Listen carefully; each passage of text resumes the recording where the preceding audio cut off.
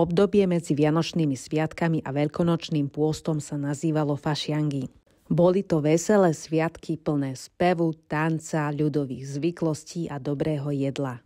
Aj do dnešnej doby sa zachovali fašiangové sprievody v maskách, sprevádzané spevom a tancom. A taktiež aj karnevaly. Dáva sa na známosť cesty na závoz. Nadišli k nám sveté dni fašiangovie, po ktoré my burzu sliačanskú započati dokonať chceme. Z dôvodu to vyhlasujeme, že roboty sa zakazujú, spevy a tance nariadujú, poneváč burzovníci koledujú. Chlapi doma nalezení budú vyhrešení. Chlapi v krčme ustálení budú pochválení. Dom s dverami zavretými do takej hanby príde, že ho naša veselá burza obíde.